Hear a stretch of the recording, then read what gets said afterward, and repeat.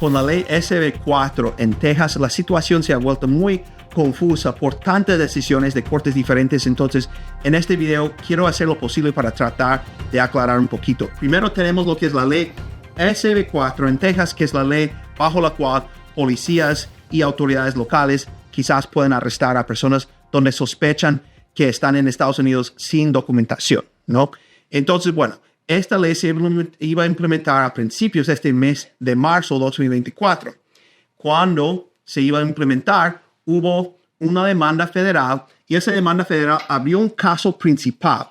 Y el caso principal se abrió en el Quinto Circuito Federal y la pregunta ahí es si esta ley es constitucional o no. Siempre cuando hay un caso principal, sale también un caso secundario. Y el caso secundario es un caso donde se debate si se debe imponer una pausa temporal mientras la corte principal decide el caso principal y en esta situación si es una ley constitucional. Entonces, todas estas decisiones últimamente de la Corte Suprema de los Estados Unidos han sido sobre el caso secundario, la pausa temporal. Si vamos aquí a un mapa de los Estados Unidos, podemos ver los diferentes estados y los diferentes circuitos federales en los Estados Unidos. Y muchos no saben que se divide también Estados Unidos en estos diferentes circuitos federales.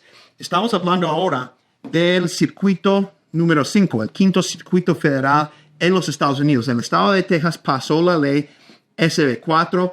La demanda federal envió el caso al Quinto Circuito Federal, esta corte federal que se encuentra en Luisiana, ¿no? De ahí salió el caso secundario, como les digo, de SB4, de una pausa temporal.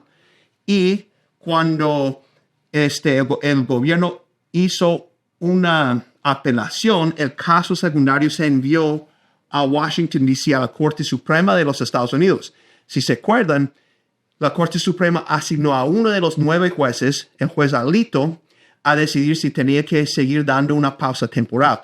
Primero dio una pausa temporal hasta el día 13 de marzo. Después dio otra pausa temporal hasta el día 18 de marzo.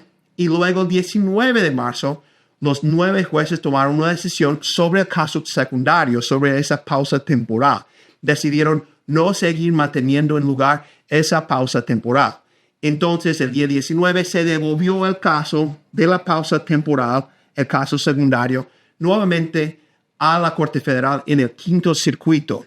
Y el Quinto Circuito ahora tiene ambos casos. Tiene el caso principal todavía, que no han decidido hasta el momento si es una ley constitucional o no.